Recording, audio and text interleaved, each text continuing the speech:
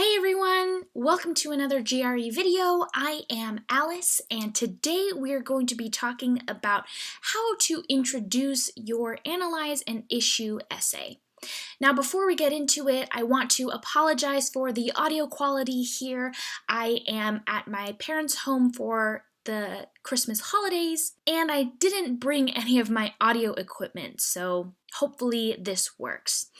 Now, if you really like my tips, don't forget to like and subscribe, and also know I am offering private tutoring for anyone related to the GRE. You can schedule a free session with me through the link in the pinned comment down below. Test it out, see if it's for you, and we can talk about what that's going to look like going forward. With that, let's go ahead and get into it. So with the Analyze an Issue essay, don't forget that Analyze an Issue questions look something like this. So you're going to have a prompt for you, and this is going to be some sort of statement, not necessarily controversial, but it could be. And the question is going to ask you something like this. Do you agree or disagree with this statement? To what extent? And give examples, give situations, and figure out when you agree and when you disagree. Now, if you're looking for the introduction to an Analyze an Argument essay, click the card right above there and you can see that video. Otherwise, for this one, it's quite different from the argument essay introduction. And the reason is because your issue introduction is going to have a slightly different purpose. For the issue essay, it's very important that you not only set up what you're going to say, in that you slightly agree, or you sometimes agree, or you agree, but only when XYZ, but you also want to give context. That's really the most important part. So in addition to the context, of course, you really want to set up the rest of the essay and yourself as you're writing for you to make sure that you're organized, that you're logical, and the reasoning makes sense. Now, the best thing to do here when you're trying to fulfill the purpose of setting up some context is to use a thought, an example, a generalization, or something similar to set everything in perspective. So you can think about how a TED Talk happens or a discussion with your friends. When you're talking about an introduction, you kind of give some context, some background, or you draw upon some sort of shared information or shared understanding. A good example of this is if you start off by talking about some idiom or a very common story or something like that, a fairy tale, something that a lot of people are going to immediately understand. But because you're not sure 100% that the other person understands, you kind of want to explain a little bit. So think about if you're talking to your friend and you talk about, hey, remember that time I was in band camp? Do you remember I told you about this camp counselor who had pink hair and blah, blah, blah. So you set up your context and then you can start to tell your actual story. Now, this can definitely come from personal experiences. They can be pop culture or current events. They can be history. They can be made up even, or they can just be something that comes from your life or others' life, as long as it kind of fits this purpose. In general, you want this introduction to be about 5 to 8 sentences. So this is enough to set up the rest of your essay and introduce a little bit of context, but it's really not super wordy. The purpose of the issue introduction is not to put a whole point in there, but it's to get your reader thinking about the issue and kind of understanding where you're coming from. In general, you want to start off by outlining what the issue is, so what's being talked about for the prompt.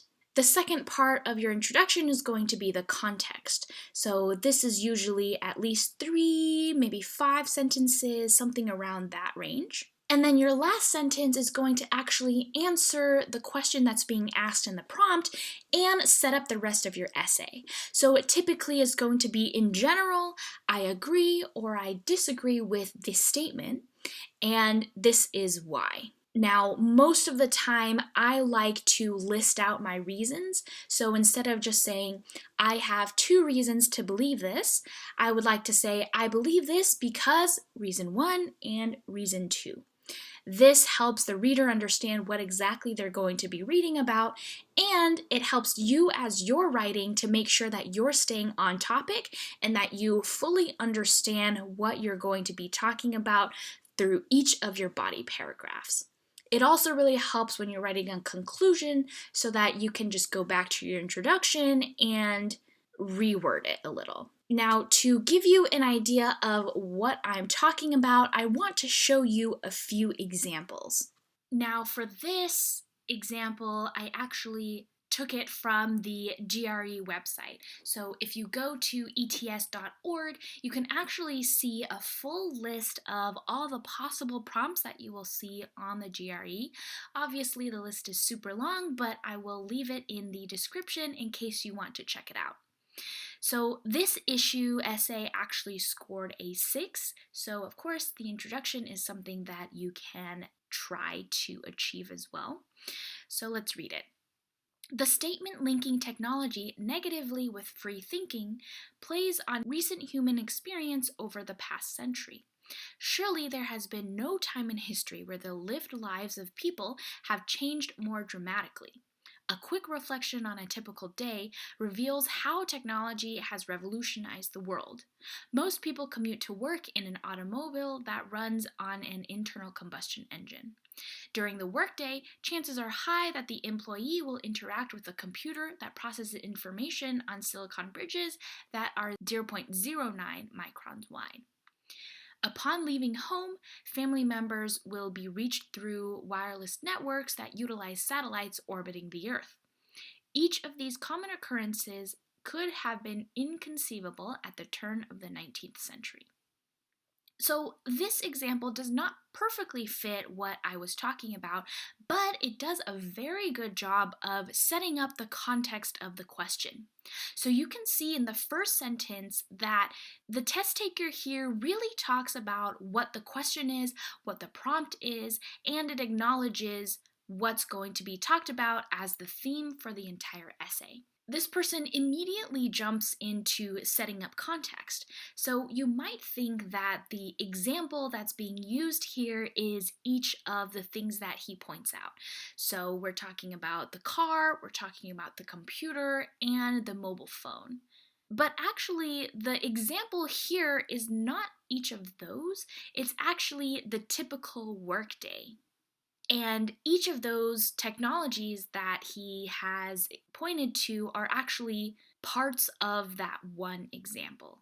This person does a really good job of giving information that really lends to what he's trying to argue, which is that people are constantly in contact with all of these technologies and that they're almost inevitable. The way that you think about cars and computers and mobile phones, for example, is that pretty much most people just have to use all of these things on a daily basis. Now, the one thing that this person doesn't do is kind of transition to the rest of the essay in a sentence at the end. You can see here that this is really not done explicitly because the last sentence is, each of these common occurrences could have been inconceivable at the turn of the 19th century. However, it's almost implied here. So once you start talking about the differences between the 19th century and currently, which is the 21st century, some of these things can really fall into place. Now, this person, if they don't lay out the organization of their paper here, at least has some sort of outline to make sure that they are guiding themselves as they continue to write and complete the essay. Here, I do think there is room to address what those points are going to be for the body paragraphs, but he doesn't do that, and it still works. Now, I really like this second example, which is something that one of my tutoring students showed me. And the reason is because he really chooses to lean on an axiom. So the first sentence is, "It is often said that you should never go to the supermarket on an empty stomach."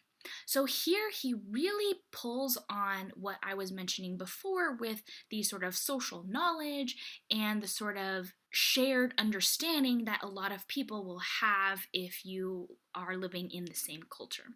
So in the United States, we definitely have this. Don't go to the supermarket on an empty stomach. Why? Because you're going to end up buying a ton of food, and probably a lot of it's going to be fairly unhealthy. Now, when you see the actual introduction, you can see that the first sentence really introduces the problem. Human beings are not the objective agents of thought that traditional economic theory would have us out to be. Rather, we are subjective and emotional beings. As such, our ability to make decisions is undoubtedly influenced by our emotions. To be a good decision maker, however, one must go beyond the consideration of their own feelings, and I will argue that only by doing so can we make decisions that are fair, balanced, and logical. I further argue that to justify an emotion-driven decision after the fact demonstrates the very worst in decision making, as it is indicative of someone who knows the value of rationality yet considers themselves above it. So you can see there are a few grammatical errors here, but that's not a huge deal because the graders will know that you're taking a time test. But you can see that he sets up the issue very well. So the introduction of what the question is, the example from the supermarket, and then you have a sort of thesis of the essay. And you can see he sort of does it in two sentences, but he tells you very clearly, very straight out, exactly what he's going to argue. Now, this third example is also from one of my students, and she says, "The statement above comes from the perspective that the best thinkers, inventors, and innovators are the way they are because they explore passionately the interesting things around them." Yes, I would say that this is definitely true. I understand best the things that interest me, but it is only the things with which I am familiar with and understand in my surroundings. It would be difficult to take passionate interest in the things which I do not have available in my environment. So here you have an introduction of the issue, you have an example with the writer herself, and then you have a thesis statement, which is, "It would be difficult to take on passionate interest in the things which I do not have available in my environment." So the really cool thing about all three of these introductions is that you can get a pretty close and very good idea of what the prompt actually was without even actually reading the prompt. That is also the idea that you want to have to do in your essay introductions when you write them. Now, for all of those examples, I will have a link to the Google Doc to see them in the description down below. You can see that most of them are very similar in structure, but they really are very varied. They are quite different, but they kind of draw on a similar structure. They set up the context and they explain why they're going to say what they say. Now, the one thing you want to keep in mind when you're writing these essay introductions is that they are not make or break. The vast majority of your score is going to come from what your logic is and how you reason through it in your body paragraphs. However, the introduction really sets up not only the reader, but yourself, again, to really understand what the essay is going to be about and to keep you on track to make sure that whatever you say is going to talk about the prompt. I hope that really helps, and if it didn't, I am more than happy to meet with you for private tutoring. Make sure you check the pinned comment down below for that. Don't forget to like and subscribe, and I will see you again next time. Bye!